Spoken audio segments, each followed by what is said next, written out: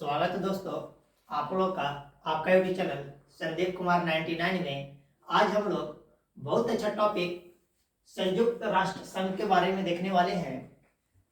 तो इसका जो स्थापना किया गया वो स्थापना किया गया 24 अक्टूबर 1945 को। सर, तो इसका स्थापना क्यों किया गया? सुनिएगा, जब द्वितीय विश्व युद्ध खत्म हुआ तो जो मुख्य रूप से जो बड़े बड़े देश इस समय थे उन्होंने ऐसा सोचा कि जिस प्रकार से अभी प्रथम विश्व युद्ध 14 से 18 और द्वितीय विश्व युद्ध 39 से 45 तक चला, इसी प्रकार से नेक्स्ट फिर से तृतीय विश्व युद्ध ना हो जाए, इसीलिए इस संघ का स्थापना किया गया, जिसका नाम रखा गया संयुक्त राष्ट्र संघ।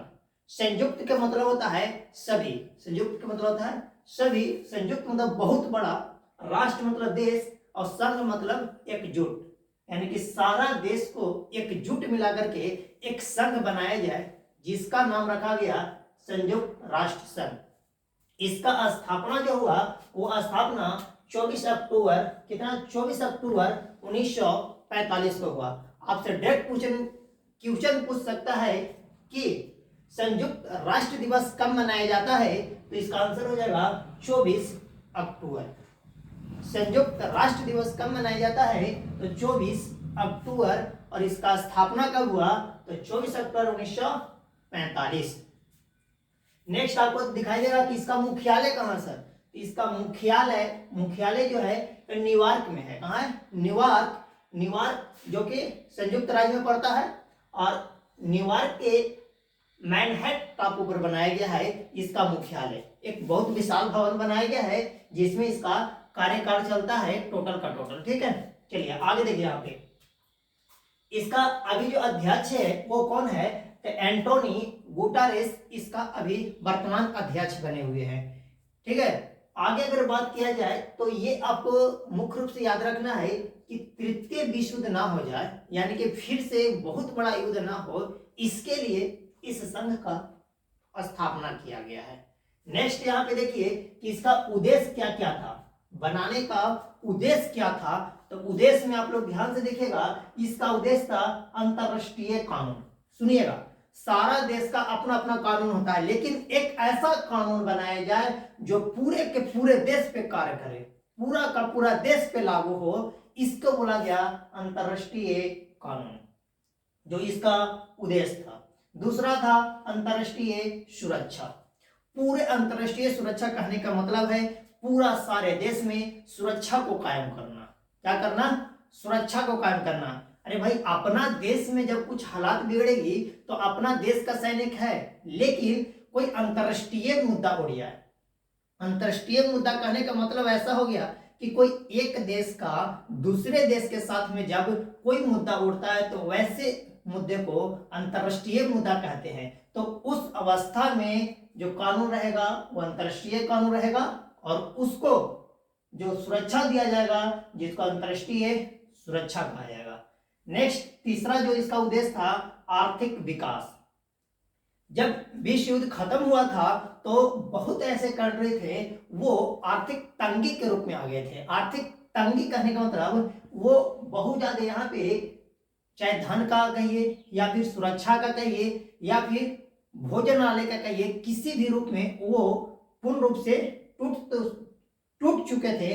इसके लिए यहाँ पे आर्थिक विकास होना अति आवश्यक था। फिर अगला आता है सामाजिक प्रगति। सामाजिक प्रगति कहने का मतलब कि सारे देश को लेकर के चलना और सामाजिक रूप से, यानी कि एक सम्मिलित रूप से सबको उजागर करना, इसमें इसका भी उद्देश्य था। तीसरा आता है मानव अधिकार।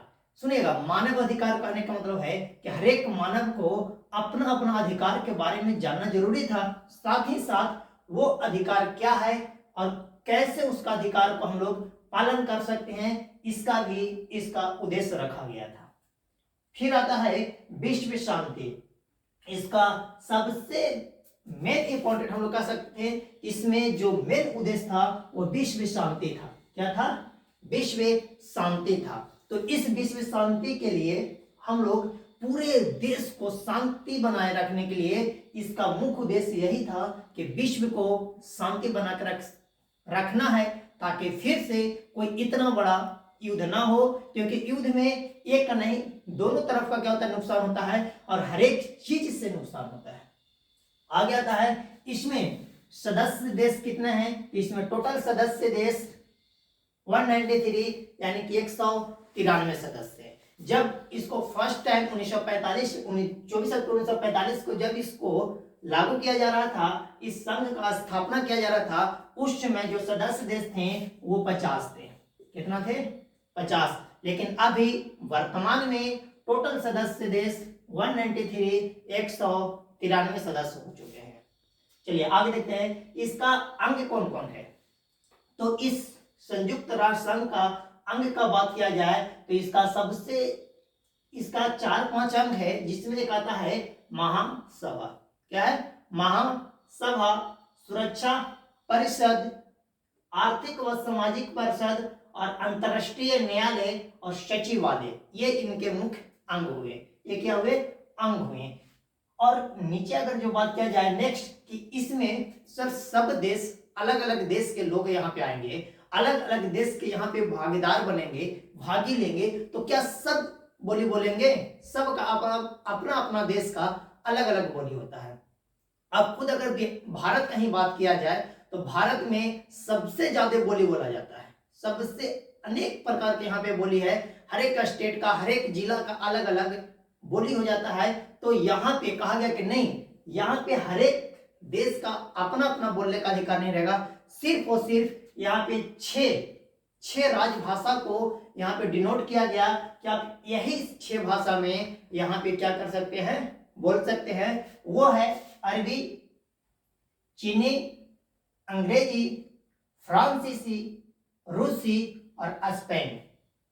फिर से देखिएगा, अरबी भाषा, चीनी भाषा, अंग्रेजी भाषा, फ्रांसीसी भाषा, रूसी भाषा, स्पेनी भाषा में यहाँ पे क्या कर सकते हैं हम लोग, उस सभा में, संयुक्त राष्ट्र संघ वाली सभा में बोल सकते हैं। लेकिन इसमें भी कार्यकारी भाषा के कहा जाए, यानी कि जो काम होगा उस संघ में, संयुक्त राष्ट्र संघ में काम जो होगा वो सिर्फ 2 भाषा में होंगे, वो हो जाएगा अंग्रेजी और फ्रांसीसी। क्या क्या? अंग्रेजी और फ्रांसीसी में काम होगा, लेकिन राजभाषा ये भाषा में भी आप बोल सकते हैं, लेकिन जब कार्य करने की बात आएगा, जब कार्य प्रणाली की बात आएगा, तो वहां पे 2 भाषा यूज करना है, वो है अंग्रेजी और फ्रांसीसी। आप लोग अभी हम बताएं कि वर्तमान देश 193 है 2006 तक। कितने तक? 2006 तक इसमें देश 192 था। यहाँ देखिएगा 2006 तक इसमें जो देश था 192 देश था। कितना था? 192, 192 था। लेकिन अब वर्तमान देश की संख्या 193 93 हो गया है। तो नवीनतम जो देश बना है वो दक्षिणी सूडान है। कौन है? दक्षिणी सूडान इस संघ का मेंबर बना है। तो ये आपके लिए इंपॉर्टेंट हो जाता है कि आप कहीं भी एग्जाम में जाइएगा तो इस चीज से जब क्वेश्चन आएगा संयुक्त राष्ट्र संघ से, तो ये क्वेश्चन आने का ज्यादा चांसेस है कि नवीनतम देश कौन सा है, तो हो जाएगा दक्षिणी सूडान। इसी प्रकार से हम लोग नेक्स्ट वीडियो में देखेंगे कि हम लोग अभी फिलहाल में इसी संयुक्त राष्ट्र संघ का सीरीज चलाएंगे, जिसमें आपको अलग अलग करके दिखाएंगे कि महासभा का क्या काम है, जो अंग जो है 4 या 5 जो अंग है, इनका हम हर एक प्रकार के कार्य और उनके बारे में संपूर्ण जानकारी आपको बीच में लाएंगे। महासभा के बारे में, सुरक्षा परिषद के बारे में, आर्थिक व सामाजिक परिषद के बारे में, अंतरराष्ट्रीय न्यायालय के बारे में और सचिवालय के बारे में, सारे के विषय में हम लोग लगातार एक सीरीज लेकर आएंगे, जिसको देखने के लिए आप लोग चैनल संदीप कुमार 99 को सब्सक्राइब करें, लाइक करें और शेयर करें। धन्यवाद।